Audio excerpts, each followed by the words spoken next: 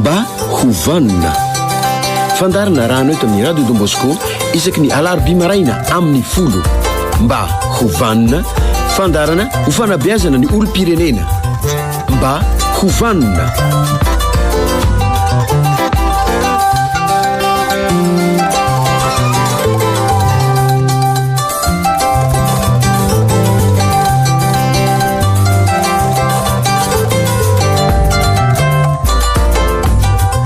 Dia palmiarabatsika rehetra indray amin'izao alarobia maraina izay fotoana fanomezantsika moa isan-kerinandro amin'ity fandaharana Mba Ho Vanona ity. Marina fa misy tsy hoe fiovana kely akory fa misy zavatra mbola manahirana kely andray matoa Flavien Rakotarsona mbola tsy eo kanefa mandeha foana amin'ny fotoantsika dia Mba Ho Vanona andray matoa Roland, andray matoa Dadia mikirakirany sasy ny feo. Mba Ho Vanona tsika rehetra manaraka ny fandaharana. Rehefa tonga eo andray matoa Flavien dia mbola ohatran'ny fanaotsika ihany milaza hoe miverina amin'ny fotoana salan'izao zao ny laharan-tarobia azahoanantsika izany rehetrarehetra any rehefa tonga eo izy fa ny fotoana mandeha ihany. Araka ny efa mahazatra moa tompoko dia atao ihany ny tsy ahy nijery totika tamin'ny herinandro rahay niresadresantsika teto. Ny zavatra niresadresana sy ny fandakalozana teto tamin'ny fandarantsika dia ny mikasika ny hoe ny fiantraikany zava-mahadomelona amin'ny tova samihafa ao amin'ny vatan'olombelona ao. Anisan'ny tova tena iasana isika dia ny atodoha. Ary izany hoe ny atodoha izany dia fantatsika tsara fa tena hoe miankina tanteraka amin'izay ny atodoha ny mikasika ny vatana ray manontolo. Kanefa raha vao ny any amin'ny atodoha any ny lasa misy fahasairanana dia fantatsika mazava tsara fa tsy maintsy miteraka zavatra maro. Anisan'izany miteraka fiankinan-doha tanteraka ho isika io le atao hoe dépendance amin'ny teny vahiny na koa hoe manque. Kanefa amin'izay fotoan'izay tsy maintsy mitady zavatra izy efa tratran'izay le hoe manque izay dia tsy maintsy mitady zavatra ny vatana amenony an'izay zavatra tsy fahampiana izay. Ary eo indrindra ny tena azo lazaina hoe mampidodoza rehefa tratran'izay. Mitomba hatrany mantsy filana io isika ka mety miafara amin'ny fahafatesana na ilay tao hoe overdose. Izany hoe fa be loatra ny tafiditra ao amin'ny vatana olombelona io dia tratrany atao hoe overdose ianao ka rehefa tratran'izay overdose zay ianao dia tsy maintsy miafara amin'ny fahafatesana izay zavatra izay. Anisan'ny zavatra tena hoe ampitandremana mihitsy zany ny mikasika n'izany hoe fandraisana na fifohana na fisotroana na fitsindromana ny zava-mahadomelona satria dia mitombo hatrany izy io. Dia hotoizantsika ny resaka mikasika an'izay satria efa zay ny fandarantsika mbola tsy vita moa izy tamin'ny heriny dia tonga dia hotoizantsika ny resaka. Rehefa mikorontana ny fiasan'ny taova dia mahatsiaro mijaly sy manaitaina ny vatana. Ary tena mampijaly satria izany hoe fanaitaina an'izany azontsika ny eritretra fa eritrereto fotsiny hoe aretinify no tena hoe tsotra indrindra nga mba manaitaina izany tena mijaly mihitsy ianao mety mitomany ianao tsy mahavita ninina ianao rehefa misy ny fanantainana. Ary izany mety mitranga mihitsy rehefa tratran'izay le hoe tsy fahampiana izay. Ary koa ny ahafantarana hoe fatady ho tratran'ny ataontsika le hoe overdose na hoe fa tena mibetsaka le zavatra any aminao ohatrany hoe miparareta ny ratsambatana mangovotra. Miparareta mihitsy mangovotra ny ratsambatana ary tsara ho fantatra ihany koa reny hoe tondro no resahany reny mba ahafahantsika mitandrina mba ahafahantsika milaza hoe ohatrany tady efa ho lasa lavitra izany. Anisan'ny zavatra ika ihany koa marihana rehefa hoe tonga ireo hoe tsy fahampiana reo na hoe efa mihoatra be ny zavatra any amin'ny vatanao dia mipatrapatraka ny atsembohana. Malemy tsy te hietsika ny vatana manontolo ambonin'izany ny fahasorenana tsy te hifandray amin'olona. Izay koa dia anisan'ny karazana tondro tena hoe azo hitsapana mihitsy an'izay zavatra mikasika ny zava-mahadomelona izany. Ary indrindra ny teny tsy voafehy mangany fotsiny ho isika. Tohizantsika le izy dia hoe fahadimy ny efatra zany ny fandraisantsika tamin'ny lasa teo fahadimy dia tsara ny mampahafantatra fa ireo zava-mahadomelona ireo dia samy manana ny taova izay tena iasany. Ary ty fahadimy ty dia tena zava-dehibe mihitsy satria tena fampitandremana dia ty ampiandohana mihitsy ny zavatra mety hitratra aminao. Raha isika ohatra fotsiny ny toka ohatra. Ny toka ny tena asiny satria anisan'ny zava-mahadomelona ny toka rehefa be loatra ny isotroana azy dia ny aty sy ny fo ny tena iasany ary tena sombany ny aty sy ny fo tadio tsara fa zany olona marary aty zany dia tena mijaly mihitsy amin'ny fanantainana amin'ny fahasairana isan-karazany marary fo moa dia mangany fotsiny vao misy zavatra mitranga kely dia iny fatorana be dia be tsy mahazaka mihitsy raha hoe tsy mahazaka mifamaly ny olona marary fo sahirana mihitsy ny marary fo ary mety ho fatitapoka mihitsy ary rehefa tratran'izany marary fo zany satria raha vao misy tosodra miakatra nefa ianao fa olona marary fo dia zay miteraka fatapahana lalan-draha ary mety mitondra mihitsy any amin'ny fahafatesana. Ny sigara ohatra dia ny avokavoka ny tena potehiny zay dia efa mampiomana antsika mifoka zay mpifoka sigara io fa dia ny avokavoka ary tratany ataony tsikelikely eo ny fanapotehina azy an'io avokavoka io ary koa farany dia mitatran'ny atao hoe homamiadana na ny cancer ary tsy vitan'ny avokavoka ihany eny somban'ny sigara fa nisan'izany ny tenda nisan'izany ny tenda tena mijaly mihitsy ny olona tratrany hoe vonizany atao hoe cancer na homamiadana any amin'ny tenda izany tena sarotra tadidio fa na hitelina zavatra ianao na anao na ohatra hoe hitelina sakafo na hisotro rano azy dia tena mijaly tena hoe tena fijaliana nefa tsy maintsy atao farany moa rehefa tena tratrany tena hoe fijaliana hoe mifanantenanao dia mety tsy alefa any ambavatsony ny sakafo fa tena atao rano dia avy any amin'ny orona na syna tuba mandeha makany aminy na koa dia tena hoe lasa tsy azo anao tsony dia atao ohatrany karazany ohatran'ireny hoe tsindronona ny sérum ireny hitanareo amin'izany teny fahasairana satria raha vao mitsindrona sérum zany ianao dia efa misy ilay zavatra tsindrona apetraka amin'ny lalan-draha dia iny zany hoentinao mandehandeha na mandeha azy ianao na andeha azy amin'izay fotoana izay amin'ny hoe raha voatrasan'izay zavatra izay. Ny fahenina dia hoe rehefa ny ati-doha no voakasika dia mety ho lasa adala misy endriny maro ny fisehoany zany adalana izany ary ho an'ny manam-pahaizana manokana momba n'izany aretin-tsaina izany dia misy karazana eo amin'ny 90 tsy mba hoe rona telo fa 90 zany hoe misy karazany maso samihafa mihitsy zany mety hitrangany an'izay le hoe lasa adala zay. Ny olona moa rehefa lasa adala dia inona tsy azo ifampiresahana tsony dia tsy azo iraisa-monina tsony tsy maintsy atoka-monina zany tsy maintsy ohatra hoe ampidirina hopitaly dia tazonina any amin'ny hopitaly any satria mety hamono tsy vitany hoe mety mamono olona fa mety mamono tena mety zavatra be dia be mihitsy zavatra mety mitanga eo amin'ny fiainana dia noho izany dia hoe tsy maintsy atao misoroka an'izany zavatra rehetrarehetra hitantsika fotsiny ohatra fotsiny izao tsika eto Antananarivo ny fantatra misy reny le olona efa lasa adala mandehandeha ny arabe reny tonga dia torahany tomobilinao na dakany ny tomobilinao na misy olona mandeha tsy manapoiny dia tonga dia asiany totoandro ohatra na tonga dia dakany ohatra kanefa tadidio tsara fa raha voadala ny olona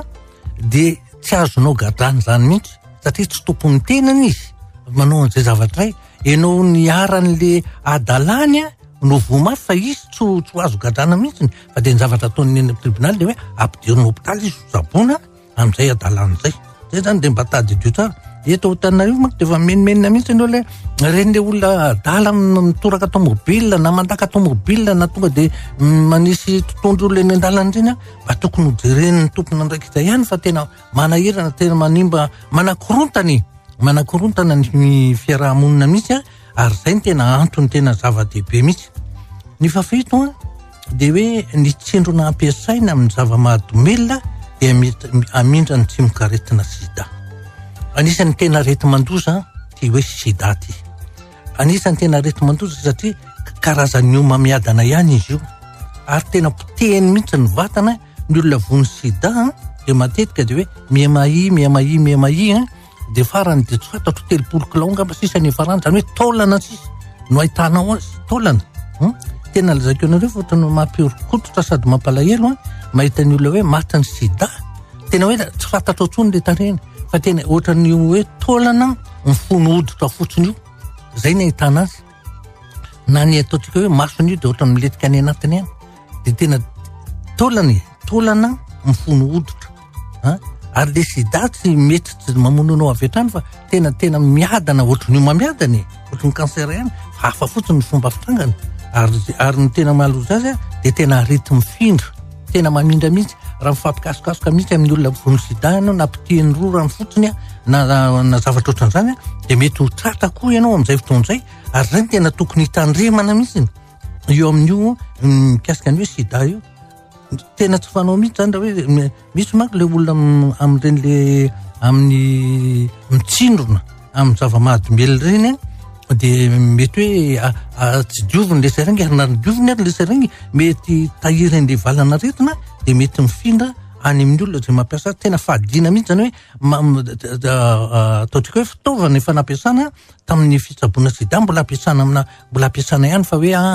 rehefa fafana fotsiny atao anatin'ny rano mafana io ampangotana dia tsy tompoko tena zava-doza mihitsy ka hoe tsara ny firesahana ny zany rehetrarehetra zany mba ahafantarana zay mety fetraika ny meloa amin'ny vantana ary ny antony tena resahantsika satria tsika ataontsika hoe fandrefasam-peo fanabeazana mba olombaniny ty fandrefasam-peo zay rahantsika ty dia anisany tena hoe zava-dehibe dia ny hoe mampahatsiahy mampahafantatra mba hisoroana alao misoroka toy izay mitsabo ny fitenenantsika ary zay ny tena fahendrena indrindraindrindra ho an'ny adolatsento indrindraindrindra ho an'ny tanora noho izy ireo amin'ny vanim-potoana io matsy ny tena indrindra ny adolatsento tiandrakandrana ary tena azo lazaina fa hoe eo amin'ny vanim-potoana io mihitsy ny tia fantatra zay zavatra rehetrarehetra ary ny tena loza mantsy indraindray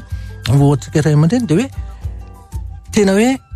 miova tanteraka ny fidirin'le zanakisika miova tanteraka ny fomba fisainany miova tanteraka ny fomba fihetsiny noho ninona noho ny toe-batany miova ny toe-batany dia miova ny toe-tsainy dia miova ny toe-pony dia miova ny toe-panahany ary anjany fiovana rehetrarehetra any dia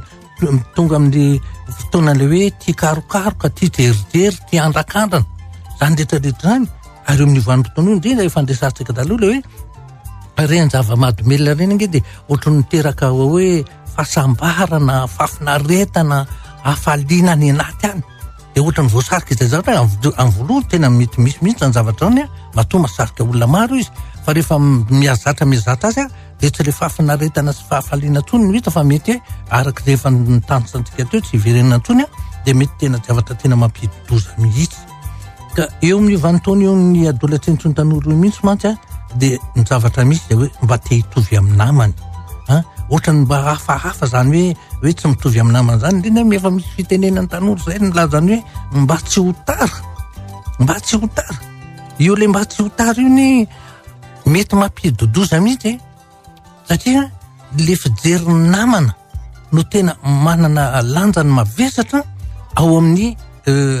tena nisy ny tsirairay avy ka namako tsy na manao an'izao ka zalahy manao an'izao ka ny namanay manao an'izao namanay zany hoe namany ny fihetsiky ny namany mahazo vahana be dehibe ao amin'ny tanora tsirairay avy zay tsy tokony adidika iray aman-dreny eto moa dia efa tenena ihany le hoe anisany tsy aiztsony hoany ny tenen'le hoe tamin'ny andronay samy hafa mihitsy ny androny tanora ny adolatsento ny tanorantsika amin'izao fotoan'izao sy ny tamin'ny androny fahatanorantsika na tamina adolatsentonsika tena tsy mitovy mihitsy ny antony dia ny tontolo iainana tena miova tanteraka tompoko tena miova tanteraka ary anisany tena mampiova tanteraka ny tontolo iainana dia amin'izao fotoan'izao tena azo lazaina hoe miambavy mihitsy ny ray aman-dreny amin'ny fitadiavana ny ara-pivelomana zay atao hoe ahavitana ny aditsiny indraiky raha honivon'ny tokantrano mba tafita an'ireo zanak'ireo ary amin'le fotoana le hoe tsy ao an-trano ny renim-pianakaviana tonga avy mianatra le ankizy dada sy neny tsy tonga ao raha tsy efa any amin'ny enina arivany na any amin'ny fito arivany na mety ho tarano izany ary ny antony noho ny famoivozana satria mety hoe mandeha fiara mandeha amin'ny bus mandeha mody ohatra dia tatrany tohana eny an-dalana dia mitara foana ka zay le zay tsy maheo nyreny mpianakaviana zay mantsiny anisany tena hoe miteraka trangam-piainana hafa mihitsy taloha izy an'ireny mpianakaviana zany dia tena hoe ao an-trano ary tena hoe tsy misahana mihitsy momba ny ankonana ny ray mpianakaviana no mitady vola amelomana ny ankonana fa nireny mpianakaviana tena hoe ao an-trano ary efa ndresantsika teto any hoe misy vanim-potoana mihitsy ary hoe ny zanaka vavy ohatra ny zanaka vavy matoa dia tena homanina mihitsy amin'izany hoe hitantana tokantrano atsaratra amin'ny fianarana mihitsy na dia olona hitanao zao manam-pahaizana efa ndresantsika teto tamin'ny vanim-potoana taloha tena omanina ny zatovavy ho amin'izany hoe tondra tokantrano zany ikarakara tokantrano ikarakara ny zanaka ny vady aman-janaka fa tsy ny zanaka fotsiny ka zanyzany dia hitantsika tsara amin'izany ny hoe fahasahiranana raha toka amin'izao fotoana izao mba ialana ny matoko matetika ny mahatonga ny olona mahatratra an'ilay hoe mahakatra misotro na mitsindrona na mifoka zava-mahadomela dia hoe mba ialana ny sorisorim-piainana ao anivon'ny ankonana amin'izao fotoana izao tena manana olana besaka misy ny ankonana noho izany sorisorim-piainana izany eo ihany koa ny fitomanana naman-dratsy dia hoe mba te hitovy amin'ny hafa satria dia hoe sorena ndraiky hoe sorena tsy mahita atao dia indraiky voasarika ilay zava-mahadomelona ny anisan'ny zavatra anankiray koa mahavoasarika dia hoe tsy te ataon'ny olona hoe kanosa tsy mba mitovy amin'ny tadio tsara fa tika teo fanonteny fa hoe rehefa misotro na mifoka zava-mahadomelo io dia lasa ohatran'ny me matanjaka be ianao na ny fijerinao io tena lasa hafa hoe ny zavatra derivanao kely ary ny tenanao ohatran'ny mialehibe ary ireny tena mahatonga zay ny tena anisan'ny mahazava-doza mihitsy an'izy io satria lasa misetrasetra ianao fa mieritreritra hoe lasa bokona be ozy ny fitenenana amin'ny tanora amin'izao fotoana izao lanina fahasahina dia miala ilay fahakanjosana zany eo ihany koa ilay hoe finiavana ndraiky io tsy te hankatony teny ray aman-dreny mahatonga zay nge dia ohatrany hoe disadisy tsy misy tony fifanakaikaizana po ary izay no anisany tena mahavomy tanora amin'izao fotoana izao tsika teto fa niteny foana hoe rehefa mandeha manao an'ireny hoe fa mandeha any amin'ny sekoly ireny anisany fanontaniana apetraky ny mpianatra manomboka any amin'ny sixième ka hatrany amin'ny terminale hoe fa maninaka indray aman-dreninay tsy mba matoky anay dikan'izany ho isika fandresana teto dia tsy misy mifanakaikaizana po dia ohatrany mahatsiaro tsy mahita fitiavana ao tokantrano izy dia lasa mitady fitiavana any ivelany ary rehefa nolazaina foana fa raha vao mitady fitiavana any ivelany ny zanaka dia nitady le hoe fialana amin'ny sorisotsaina afalifaliana tsy ntsisa dia anisany manome azy andreny reny zava-mahadomelona tsy zava-mahamamy ireny ny tapitra ny tapany voalohany ny oatra kely ary dia ny oresantsika amin'ny manaraka dia hoe ahoana ny fomba hisoroana azy fa tsara ny mitanisa ataontsika hoe mitanisa ny olana fa mba tsara ihany koa mba mitady ny vahaolana hoe ahoana ary ny fomba hisoroana azy satria tsika ihany nefa miteny fa alao misoroka zay mitsabo hatramin'izao moa ny namana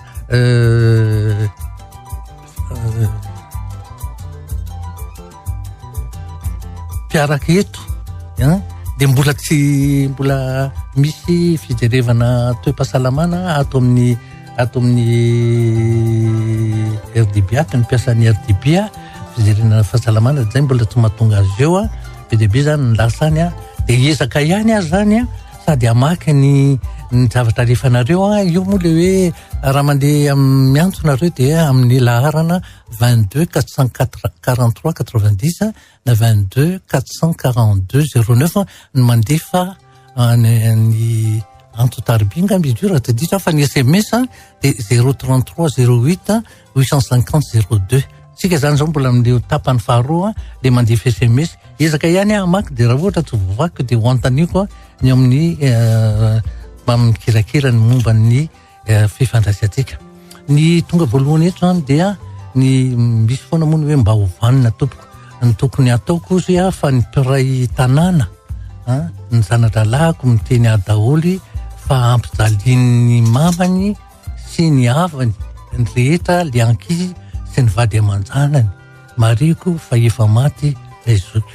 zao rehefa misy zavatra ohatran'io dia zao foana ny zavatra lazaiko ny mpiara-monina tompoko dia manana didy sy andraikisa mihitsy io ohatrany hoe herisetra atao amina olona tadidinareo tsara le nisy raim-pianakaviana nanao herisetra tamin'ny zanany dia lasa hita tamin'ny zavatra rehetrarehetra mihitsy ny lasa nihiditra tsehatra daholo ny olona rehetra dia lasa niteraka zavatra besaka tamin'le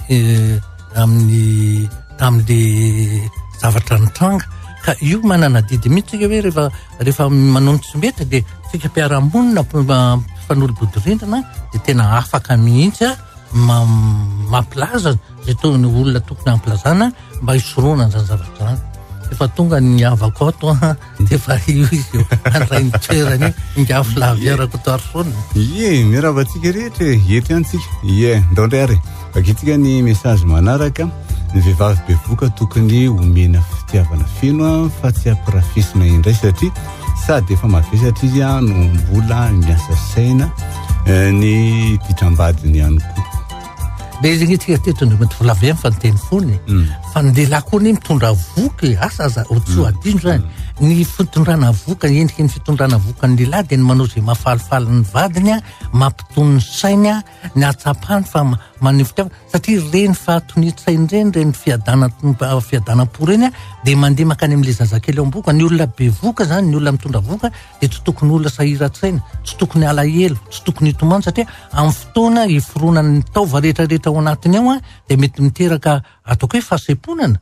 reny zavatra reny ary tsika lehilahy dia manana andraikitra lehibe amin'izany zavatra zany tsika koa mba mitondra voka mandritry ny sevolana amin'ny falifaliana fiadanantsana fiadanam-po ny vaditsika zay mitondra voka zay ny anjarany lehilahy. Ina tokony ataoko fa tsy nety nandeha nianatra intsony ny zanakay vavy fa safoin'ny ramose foana ona ny nonony oe EPP eto amin'ny zapy tsiro mandidy vilona ono mba efa nanatona ny taletsekoly ve nareo tsara ny mandefa zavatra ohatran'izany aty amin'ny Facebook sy ny namany fa ny didinareo voalohany io efa teneniko foana hoe tsy maintsy misy fifandraisana akaiky ny ray aman-dreny sy ny mpampianatra ahoana ny mbola hitazonana an'izany mpampianatra zany ao amin'ilay sekoly matombola ao foana io mpampianatra io dia satria ny taletsekoly tsy mahalala ny zavatra tony ary tsy vitan'io ny taletsekoly fotsiny fa zany nge zavatra tena azo toreny tena zava-doza mihitsy ary tena afaka miakatra tribunal zany lasa le zasany lasa tsy te hianatra nefa zavatra mamoafadiny ataon'le mpampianatra tsy fantatry ny taletsekoly akory dia mingavy anareo ray aman-dreny mba andehany tsy any amin'ny polisy ny mamaika fa mandeha any amin'ny taletsekoly. Za sy mivolo taona manana olontiana efa matory aty aminay foana izy dia tsy mahazo mandray fanasan'ny tompo ve satria hono manao tokantrano maso. Eko zay ny lalàna amin'ny feny eglizy na ny vadinao maditra mijangajanga io dia le raha matony tsy mahazo mandraiko amin'io dia efa milaza zany zany ty ny lalàna toa mipetraky ny eglizy manao tokantrano maso ny zanaka ao dia lalàna amin'ny feny eglizy kosa dikan'izany ianao tsy nahatateraka ny fanabeazana araky ny takiny ny maha kristianina atsika zay mahatonga anao tsy mandray communion. Tamin'ny 2024 no nakabaka lauréat dia tsy afaka noho ny lafiny maro samihafa dia tsy afaka namerina intsony dia amin'izao ny vadiko miteny hoe mila makabaka ianao dia inona no ataoko mba torohevitra mba mety ahazoko baka satria efa eny-taona zay no nijanonako ny rehefa miverina io ange ny fianarana efa nitenentsika foana dia matovilavy tsisy taonany io rehefa manana finiavana ianao hiverina hianatra dia miverena tompo fa tsy olana mihitsy dia mahita foana amin'ny gazety ohatra hoe ny mpanala CEP ny kely indrindra ohatra andao tsika hoe 20 taona ny lehibe indrindra olona efa 50 taona mahery tsisy mamenatra ny zany finiavana sy safidy dia ataovy. Inona ny tena manamarika ny fahatokisana eo amin'ny fifankatia raha vao fitindiorina vao tsy volana. Ny tena ahitana an'ilay hoe fampatokisana nge dia izao hoe tsy mihaino vavan'olona ianao fa tena hoe zay zavatra hitan'ny masonao mihitsy tena natrehanao dia izay ny hoe tena zay marina zay tena inona hita maso fa misy any ny olona be felona na animba ny fankatiavan'olon-droa dia tataraina na koa le hoe tsika moa eto famiteny foana hoe aza lava maso mijery ny telefoniny misy message diso zasa vao maly nahazo message diso tendra hita hoe diso vao mamaky azy fotsiny fa hitako izy message diso kanefany ny vadiko tsy voatery alala hoe message diso zay zavatra zay fa dia efa hita fotony hoe diso dia efa fako fotony ihany dia tsisy zavatra anina ka zay ny mahatonga za lava maso fa anisan'ny mampiady ange io dia afa verimberiko eto foana be dehibe tompo ny olona diso adresy dia any aminao ny totonan'le zavatra nefa tsy zavatra mikasika anao akory zay dia izy. Ina mahatonga ny zanaka tsy mba miteny zay mahazo azy ny ray aman-dreny ka tsy misy tsy fifanakaikizana po tsy mifampatoky tsy omenao fitokisana izy dia tsy afaka mihitsy izy hieritreritra hoe ty azy ianao dika efa miteny foana dia matofilavy fa ny fototry ny fanehoam-pitiavana dia ny fifampatokisana misy eo amin'ny ray aman-dreny zanaka zany efa verimberina etsony hoe ny fitaraina ny mpianatra tompoko manomboka any amin'ny 6e any tany amin'ny terminal dia fa manina ny ray aman-dreny igny tsy matoky anay ina mahagaga anao olona tsy mifanakaiky Inona kay ny tokony ataoko fa le zanako rehefa ampianarina ao an-trano dia tsy mifantoka mihitsy nefa rehefa bedesina izy dia matahotra be mihitsy. Ko bedesinao izy tsy fomba fampitana fahalalana angeny fampiororona tompoko efa teneniko foana hoe fa maninona rehefa manao kory izy nohatrany hoe lasa mahay satria le fomba fampitana fahalalana tsara ary tena araka ny tokony ho izy fa rehefa ohatsekola mety tsy le fomba fampitana fahalalana mihitsy tsy mety teny masika na manambany na hoe olona miteroterona le mpampianatra na koa hoe saika efa lazaitsika fa io maso iny miteny raha vao jerenao maso masika ny ankizy dia efa midiny sainy raha vao mapaka-peo anao dia efa midiny sainy rehefa mampitandrana ianao dia midiny sainy saina mihidy ina ny hiditra ahoana kay ny izarana zaza mba tsy ho be famaliana 7 taona sy 9 taona zazavavy tena efa inefatra maniraka azy zay vao manao sady tsy mba mety manolo teny fa dia mamaly foana zareo mifanjana mihitsy aza indraindray tena sahirana mihitsy hikapoka azy ireo matahotra le izy ny efa tenentsika teto foana le matofilavy matony zaza ao sarotra irahana tenena zay foana efa teko raha vao miteny ao sarotra irahana mafilo mafiatoka raha tsy tenenina raha tsy teromina tsy mandeha tsisy rafitsaina tompoko efa lazaitsika efa fametrahana rafitsaina teloko tamin'ny 5 taona ny zaza fametrahana rafitsaina 9 ka tamin'ny 10 taona maniratena izy any amin'ny foloka anao dia efa mifatany zavatra ataony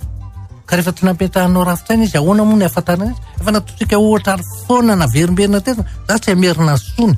fa zay fametrahana rafitsaina raha ohatra moa mbola tsy mazava aminao dia mangatafy taona dia azavaiko tsara amin'ny antsipireny aminao ny atao hoe mametraka rafitsaina.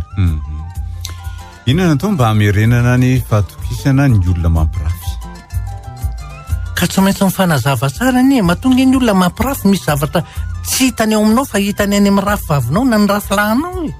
zay le izy ina le mpivadina indrindra matoflavy tsy mifampiresaka tsy mifanakaloevitra raha vao mifanakaloevitra tonga dia olona teza ohatra le anankiray zany fa manina ka ianao tsy mba manao an'izao tsony inandray zao teny alazana amin'izany tonga dia ohatran'izay dia tsy misy fifampiresana fanakalozakevitra mazava ho azy fa rehefa misy fahampiana za dia miteny amin'ny olona tsy nisy olona nateraka asa dia efa toetra hafa tarazo avy any amin'ny rainy avy any amin'ny reniny any angamba tsy fata hoe tonga dia manana tarazo ny jangajanga fa raha olona mifankaty fotsiny zao tsy hitako mihitsy za dia efa miteny foana na isolo vady 10 anao na lana vavy nitaovam-pananahana mitovy daholo rehefa vehivavy dia mitovy daholo nitaovam-pananahana rehefa lehilahy dia mitovy daholo nitaovam-pananahana ianao fotsiny te isolosolo fa tsy fampiny fitiavana ny mahatonga anao mandeha tsy mandeha reo zay ihany ary tsika teto efa niteny foana dia matovy lafa le fanehoam-pitiavana nge efa naveritsika imbetsaka misy endriny 5 fanehoam-pitiavana ina amin'io rehefa nataonao zavatra ohatran'izany zany efa mandray mpivady hoe fa manomboka sorosorena hoe te hisaraka tsy nama dia atony nataonao ve ty fampijery izy mivady nataonao ve le faharoa fampijery fotsiny fahatelo fa tsisy nataony ka ahoana ny fankatiavany amin'izay fomba fampitana fitiavana raha tsy hainao kory kina ny fitiavana hipetraka hono ahoana tompoko no hitrandrahana na hitarafana ny fahatokisantena ka ampisy ny lanja ny safidy ho hatr'izay ny talenta ka ho amarinina eo amin'ny fiainan'ny davanandro ditsotra fotsiny rehefa samy maneho hevitra ianao ny olona tsy matoko tena tsy samy maneho heviny mihitsy tsy mba mandray anjara amin'izany ady hevitra zany any am-pianarana sy mbo samy manangan-tanana ao an-trano dia eo mangina fotsiny eo ny olona rehetra miresaka dia eo tsy matoko tena ianao ndika ny ara vao tsy matoko tena ndika zay ianao ihany manao sakana ao anatinao za fa miteny foana raha vao ianao no manao sakana ao anatinao dia tsy tafavoaka ianao tsy maintsy anao mihitsy ny mampirisika ny tenanao hoe hiteny aho fa manina moa any tsy hiteny za vehivavy 20 taona misy olona tena tiako izy nefa zanak'olona mpanana be za nefa zanak'olona sahirana za nefa tena tia azy izy aloha tsy haiko na tia na tsy ina tokony ataoko mba atoro hevitra zany iny le hoe valaleny an-danitra valaleny an-danitra no fahatona mbola tsy fantatro akory na ho tianao ianao ihany io nge le ohatra nytaniko le sakany fa manina nefa nga tsy fananana ny sarangam-piainana tompoko tsy misakana ny fankatiavan'olon-droa zany mihitsy le izy ary zay no mahatonga ny obolan-drazany manao hoe aza tositosika ny ondrom-botra fa tsy fantatra zay anao kafana zay ianao mety ao anatin'ny fianakaviana sahirana mavita fianarana ianao mety mahazo asa mahavelona tsara tsy ambony mivadika andray ny rasa zay le izy Nefa koa no tokony mitandrina. Nefa koa tokony mitandrina ho azy sao dia izy efa fantatra fa tsy ho tianao mihitsy nefa ianao ho tia azo foana eo dia aza mety tamin'izany. Eny aloha ny tsy mety tamin'izany. Io nge efa tenena fotsiny. Mba eritrereto tsara fa raha vao be dia be tsika raha miteny mihitsy fa na dia ny elanela taony io fotsiny aza, ny elanelany faripahaizana, ny elanelany karama, raha vao be elanelany fotsiny niteraka olana. Zay zavatra hoe maika ohatran'izany. Dia aloha ihany, zatra milaza hoe zay mitovy saranga aminao ihany ny vadiana, tsy voatery. Tsy fantatrao zay fitombadiky ny fiainany, aneriana any. Misy sobavinay rehefa miady izay mivady dia fosainy eran'ny tanàna zay, nefa izy rehefa miady mivady tsy mba misy miteny zay, mampalahelo. Nareo ny tsara toetrako, aza mitovy amin'ny olona ratsy toetrako. Zay fotsiny. Zaho tena mpanaraka ny fandarana ary mirary mba ho elavelona ny fandarana fa tena nahazoko fahalalana marobe ny fandarana fa mba anontany kely azafady. Aizaka iny misy mivatona ny boky Mba Ho Vanona fa za io mantsy aty amin'ny faritra aty Nalanjorofo dia Tamatavy ve misy mpivarotra dia ohatrina ny vidiny azafady. Le izy aloha efa nandefa tany andray mandeha tsamazanga ngamby izay. Le izy mantsy amin'ny olo hoe mandifa boky any ivelany io ivelana Antananarivo ohatry mba manahirana kely ihany indraindray. Tsy lanatiny fa zao raha manana olona hoe manakavana raha manana namana aty Antananarivo anao dia izy no asevo manatona. Any an-trano misy dia amitika ny jejy mandefa zay aminao. Zay ny tsotra indrindra. Mamanay misosotoka foana isan'andro sady mihinana paraky. Rehefa tenenina nefa izy dia masika be. Inona ny tokony ataonay aminy? Ka io nge zao le zavatra niresantsika teo le zavatra niresana ny paraky koa nge anisan'ny zava-mahadomela. Ny toka moa dia mangany fotony. Ka zay zavatra hoe efa manompoka tsy tompony tenany izy ny dikan'izany ny tokony ataonareo dia ny mitondra azy any amin'ny dokotera ho jere. Teo efa niteny mihitsy hoe le fahadalana misy endriny 80 amin'io zava-mahadomela io ohatrany manam-pahaizana fa tsy zany namorona zany 80 ka tsy mety misy tafiditra ny ray amin'ireo dia to raha vao miteny aretina manko anao dia azo sabona ny dikany dia hoeto any amin'ny dokotera izy. Azo eritreretina ho tsy fanajana ny olon-tiana na finamanana eo amin'ny olon-droa ve ny tsy firesahana ny momba ny fitaratry ny zavatra ataon'ny reniny vehivavy. Tsy izany mantsy fa hoy ianao jeneraly hoe raha tia hafantatra ny toetra ny vehivavy iray dia fantaro aloha ny zavatra ataon'ny reniny ka izay no mahatonga ny tany anio. Ya, tena efa latsa karazana ohatran'ny fomba fiteny ary karazana obolana mihitsy izay tsy vitany hoe ny reny fotsiny ary fa tena ny obolam-bazaha dia miteny mihitsy hoe iza ny namanao dia fantatro ny toetranao. Iza ny olona iarahanao sy fahapasokasoanao dia fantatro ny toetranao ko maika reninao ao an-trano. Ary ny zanany vavy no tena mahatonga zany nge ndray matoflaveny dia tsotra ny zaza matetika rehefa misy fanakaikezam-po amin'ny ray aman-dreniny dia makatahaka ny reniny zanaka vavy, makatahaka ny dada ny zanana. Eritreretinao fotsiny fa na dia any maramila azy rehefa tena hoe mahay mitondra ny olo fehezany maramila dia ianao mitarika azy iny no alainy tahaka na ny fomba fiakanjonao na ny fomba ny fitondranao ny satrokao tonga dia fantatra hoe maramilany ihany maramilany ihany zay zavatra satria dikan'izany misy fifampatokisana eo amin'ny mpitondra sy ny olona entina dia ny zavatra tony dia ny makatahaka anao ohatra mahafinaritra le ohatrany hoe hitovy aminao tonga dia fantatra atao maramila tonga vao mahita fotiny hoe maramilany ihany zay. Araka ny hevitra dia ny vady ihany no nanaovana ny voady teny ambony alitara nefa nisy olana za sy ny rafozako dia hoy izy hoe isika ane samy nanao voady hoe na ikolo na inky antra na inky dona zany ve samy mandeha ny vavaka zay nefa tsy tafaraka dia lazainy hoe te hiaraka sy tsy te hiaraka ary tsy te azo zany koa dia sarotiny amin'ny zavatra atao miala seny atao amiko angamba ohatrany maivana fatako an'izany fa aminareo mavesa-danja be dia zay ny antony ialako tsiny zany ny zavatra azo soroana fifampiresahana anie dia vitsy zany mety misy antony hoe le anankiray tsy te ho tara dia lasa mandeha aloha foana izy mba tia azo toerana hoe tia ny eriana any na no tia ny petraka zay mazatra azy misy olo nampivady azy any ohatra zany le anankiray taraiky foana ilay tsy miraika mihitsy de lasa mandeha ny anankiray eo anao fa de any am-piangonana mifankahitsy tsy midika tsy fitiavana ani zany zay inona kay no mahatonga ny olona afajaza de mety isy fiatraikany amin'ny fahasalamany vehivavy ve lefa fahanjazany raha ny tena marina tsy tokony izy any mety voalohany indrindra mety miteraka tsy fahasalamana misy toiny ary indrindraindrindra ny atahorana mety tsy miteraka tsony zay le izy de aza mba misalasala mihitsy ao manatina dokotera fataro mihitsy fa aza raisina fotsiny hoe fa nanontantany amin'ny RDP ato zao mivaly teny tany de mifantatro teny dokotera ihany tena afaka miteny anao amin'ny antsipreny hoe zao na ny fitondratena ara-pahasalamana tsy izy na afaka miteny anao tsy tokony anao an'izao ianao tsy tokony anao an'izao anao rehefa afa-jaza matitika de milaza izy zay zavatra ny vady generaly tena mpimamo de raha vao tonga ato an-trano izy de mila resaka enjana vao enitaona de resaka amin'ny zanany vao enitaona de matahotra ny zanany de tsy samy teny de avy de mikasitanana izy de arovako ny zanako diso ve satria hoe zanany ny teneniny vehivavy no manoratra marina ny anao ka tsy tompony tenany mihitsy angeny ny olona mamolava roka de ialako tsy ny mialoha re olona miteny zavatra ohatran'izany fa matomamo ange tsy tompony tenany efa fantatra fa misy fiatraikany any amin'ny atodo io misy fiatraikany amin'ny taova isan-karazany io zany resahantsika eto kefa hitanao fa tsy tompony tenany ka inona ny tsy arovanao ny zanaka marina zany rariny ianao sady hitiny ary de mampirisika anao hoe aroa foana ny zaza raha vao mamo raha olona tsy mamo izy fa hoe te hananatra ny zanany amin'ny saina tony tsy hitako ny adidiny zany amaray-pianakaviana azy fa raha olona mamy kosa maninona ny tsoarovana ny zanaka fa raha natsika amin'ity ny SMS ny kafe ve zava-mahadomelona ny kafe ny marina fa ohatrany hoe any am-piandohany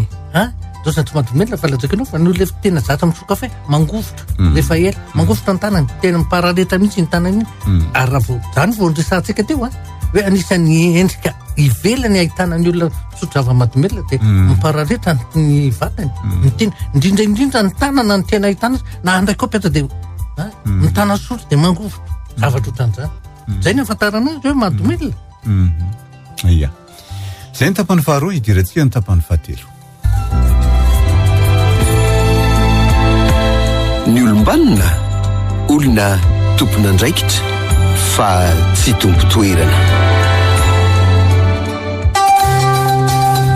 Mba Ho Vanona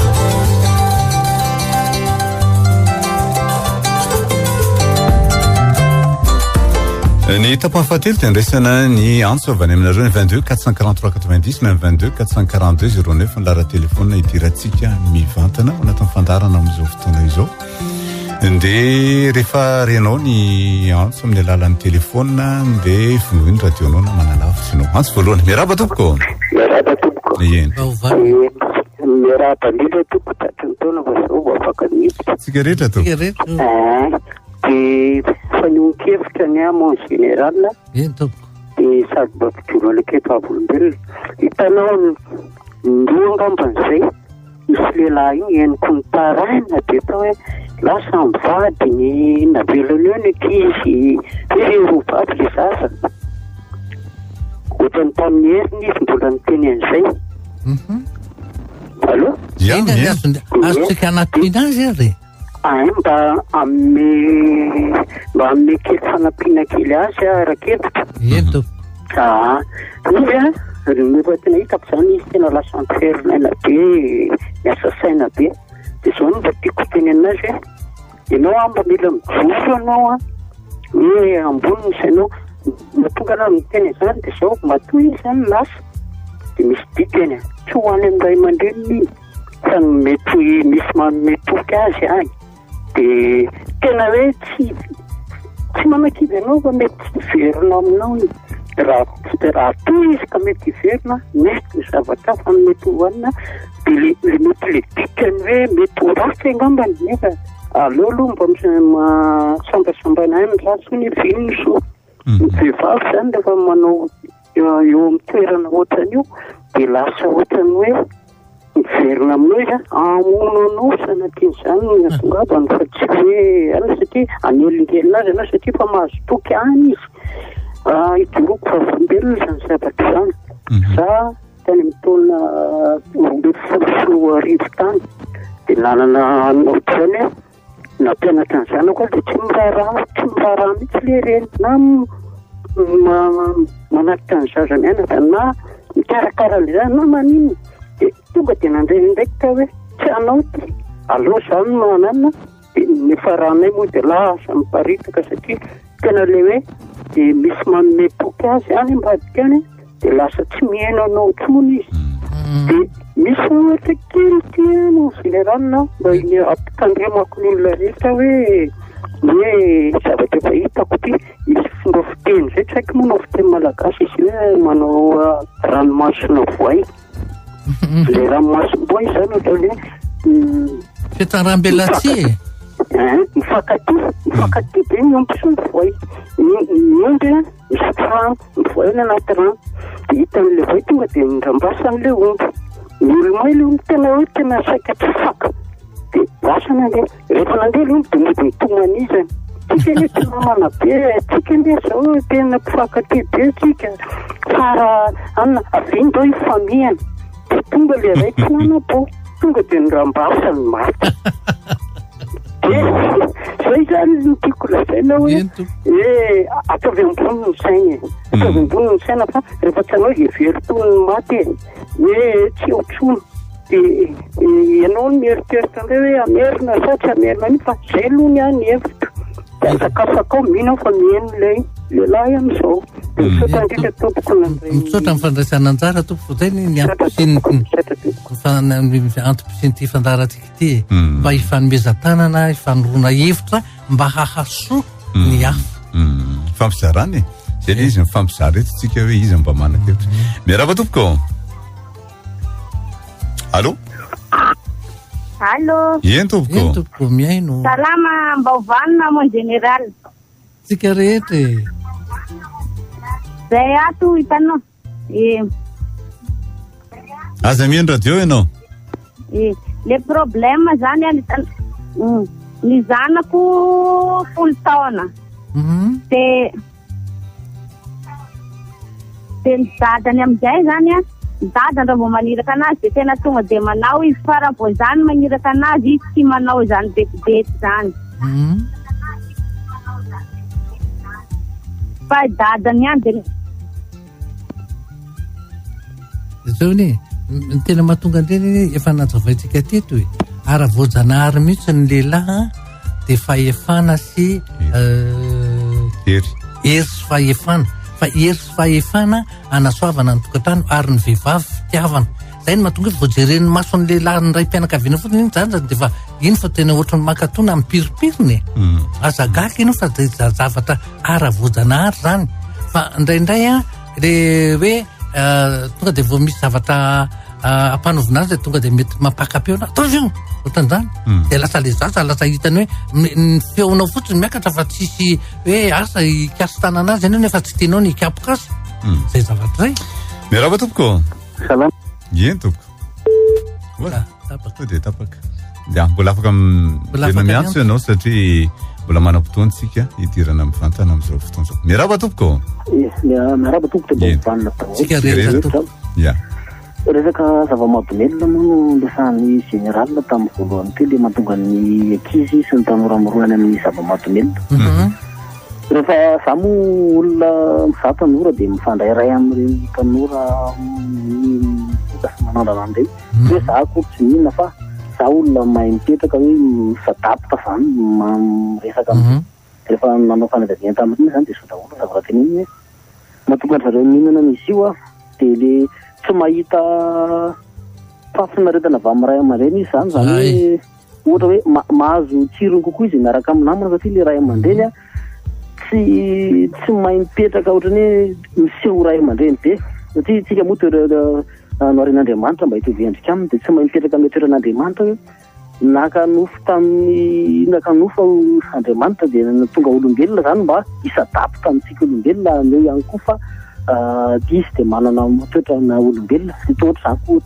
zako le ray aman-dreny tokony hoe mahay misadapitra amin'ny ankizy ohatra zao hoe mba miresaka aminao zanakao dia henonao izy mba misy lalao dia rahana amin'ny lalao kely dia lalao dia mba mifaly ny ankizy dia manaraka ny teninao azy fa raha ohatra hoe vao miditra ny trano ny tanora anankiray ka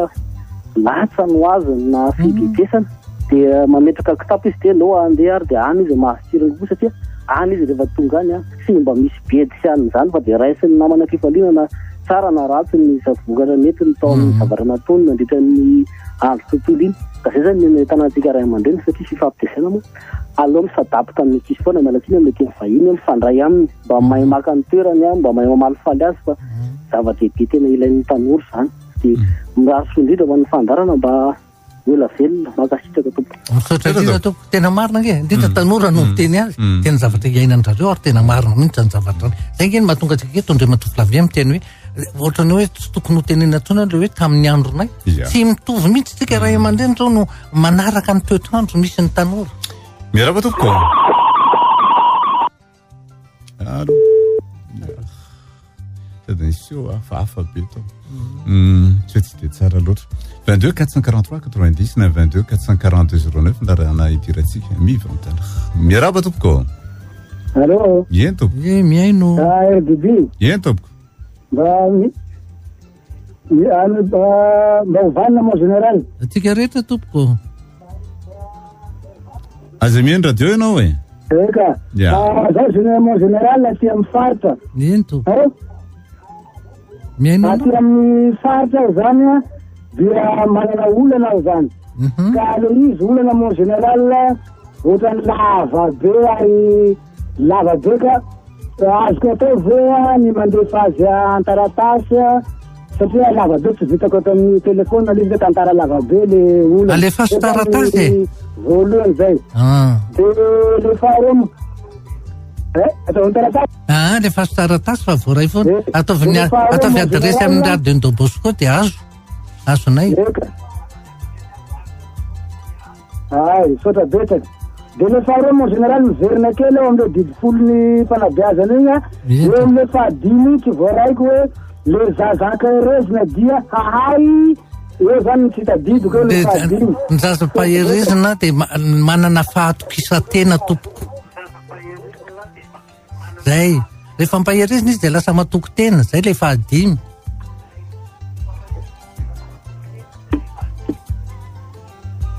voray gasy izy manaraka andeha ary mihaino indray tsika ny amin'ny faritra rehefa enonao amin'ny alalan'ny telefona ny feo dia aza mihaino radio tsony satria manjary lany ny fahatsika miandro ny fiverenan'le izy fa tonga dia amin'ny alalan'ny telefona foana dia fandray ainga antsika amin'izay fotoana zay fa raha mihaino radio anao dia manjary lany ny fahana dia manjary mampalahelo indray tsika amin'izay fotoana zay be dia be ny zavatra tiatsika ho resahana sy tiatsika ho fantatra nefa mbola miaino zay tsika 22 443 90 na 22 442 09 larana idiratsika mivantana mifandarantsika dia miverina isaky ny alatsina ny alina amin'ny valo sy sasany miaraba tompoko alo alo alo Bofana tu sikereta tompoko maheno anao zay fa mbesavy hatrany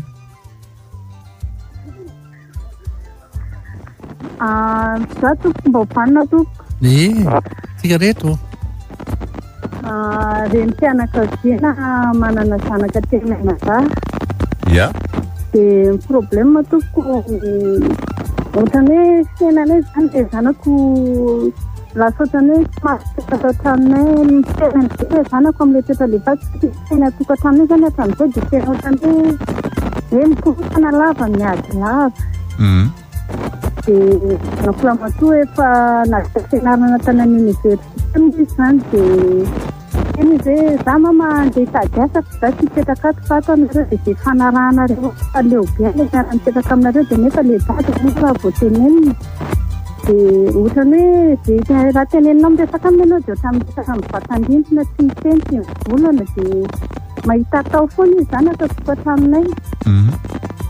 dia mpangatahana vaholana tokoa ohatrany hoe dia le fiainanay satria misy haiko hoe misy zanaka zay zany kamboty asanay miaraka amindreo zanaka kely mianadahy. Ireo zanako ireo zanaka ravako ireo tsy zany nakazy fa izy nakazy tany amin'ny mamanay zany reo izy ireo dia karakara le mamanay. Dia noho ny efa tato aoriana zany dia le vadiko noho ny sisa nakan'ireo izy ireo tany amin'le mamanay zany hoe mampalahelo reo izy ireo falao alatsika dia tezana miaraka amin'ny zanaka atsika. Dia noho ny efa amin'izao fotoana lesina lasa ohatra hoe amin'ireo izy ireo ve le problème sa maninona fa lasa akalany le akizy amin'izao fotoana. Dia na le zanako lasa zany hoe miparitaka zany azy ny fiainana mianakavy atao tokatrano lasa samy maka ho azy zany dia tsy haiko ny atao dia mba mangataka vahaolana to. Ianao ve any amin'ny faritra sa eto Antananarivo fanontaniana mipetraka? Any amin'ny faritra ve ianao miantso sa eto Antananarivo? Any amin'ny faritra ve ianao sa eto Antananarivo? Aty amin'ny faritra tompoko. Ay, dia zao raha any faritra ianao dia amin'ny dimy sasany rehefa amin'ny dimy sasany na androany na rapitso dia atsoy amin'ny telefona dia miresaka aminao lavalava kokoa. Zay. Ie, sady miresaka lavalava tompoko ohatran'ny hoe tompoko izay asiana lesainana fa problème dia. Omena anao lara telefona rehefa farany fantarantsika rehefa eo dia raisy. Eny ary. Mandray antso farany angamitsika dia tapitra ny fantarantsika amin'izao maraina izao. Mandeha amin'ny RTP live ny fantarantsika amin'izao fotoana izao atsika izay manaraka dia mbola mandeha miverina ihany koa izy io any amin'ny tolakandro. Miaraba tompoko. Salama tompoko. Eny tompoko. Mba Ho Vanona tompoko. Eny tompoko. Mba rainjara kely amin'ity resaka fitezana ny tanora ity.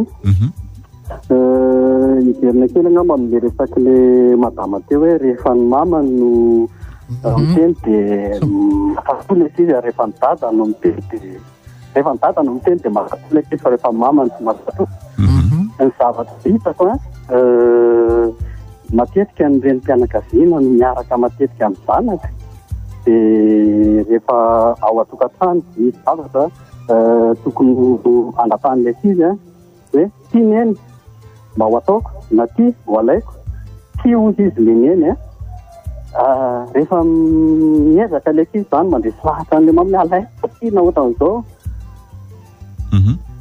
rehefa avy eo manaiky any le reny hoe ianao koa efa teneny ana io ary dia andana dia izao izay no hitako hoe faiblesse ny reny zao anaty zanaka fa rehefa ny ray no miteny hoe tsy dia mitana an'izay teny izay hoe tsy dia efa fantatro ilay izy hoe rehefa miteny vatany ty efa fantatro fa ty ary rehefa mieny fa rehefa hitango ziraka eo dia manaiky foana izay no mampatonga ny izy matetika tsy dia mienireny loatra. Io zany tokony hoe ifampiresahan'ny ray aman-dreny dada sy neny hoe ohatr'izao fomba raha tiany vanaty. Ny anankiray koa zavatra hitako amin'ny fiarahamonina miresaka le hoe zava-mahadomelona teo. Somary kely fivoatavitra fantarantsika zafady. Entoko. Ny zavatra tiako mety sosokevitra no ataoko hoe satria eny amin'ny fiarahamonina matetika raha ny fiarahamonina mahita zavatra tsy mety eny an-dalana eny amin'ny fiarahamonina eny ka miteny dia matetika tsisy mety satria hoe ianao ny izy ianao ny tesaingana dadanay fa tokony hoe tiako tenena zany eny fokotany ohatra akoatra n'ity fanjarana efa miradio tambosiko ty fampianaran'ity dia mba ho asiana ohatra ny fokotany fanabeazana ho an'ny fiarahamonina sosokevitra ny anazy mba isiany izay fampitezana vitan'ny eo an-trano rery mantsy ny fampitezana na any an-tsekoly fa ny fiarahamonina indrindrandrindra ihany koa. Zay tompoko no ako ambany. Tena marina misaotranao tompoko sosokevitra fa zany nge voatsika rehetra mihitsy nge ny anaovana le fandarany dia mba maheno dia oka mihitsy mba hoe ty anatsarana ny taranaka anatsarana ny fiarahamonina. Zay mety tsara zany eritseritra zany any any fokotany nge mifototra. Zay mihitsy. Farany fandarantsika ho antsika rehetra dia te hiresaka amin'ny jeneraly na te hiona amin'ny jeneraly dia ity ny lara telefona antsonareo aloha 22 443 87. Rehefa azonareo ao ny lara telefony jeneraly dia atsoy jeneraly isaka maraina amin'ny fito sasany ka hatramin'ny 8 na amin'ny ray sasany ka hatramin'ny 2. ho anareo any amin'ny faritra dia efa niteneniny teo isaky ny any amin'ny 5 sasany ihany nareo miantso dia malalaka tsara ny fotoana any amin'ny 5 sasany arivany dia afaka miresaka aminareo dia rehefa menariny generaly anareo ny fotoana dia aroatsaka ny sandavany zay. Roland ny rafiny teknika dadiny kirakirany sary général Ramakavelo no nanao fa mila velarikevitra mametraka ny veloma mandra-tena mandra-pitafo manaraka indray veloma tompoko. Mba Ho Vanona fandarana rano eto amin'ny radio Don Bosco isaky ny alarobia maraina amin'ny 10. Mba Ho Vanona fandarana ho fanabeazana ny olom-pirenena. Mba Ho Vanona.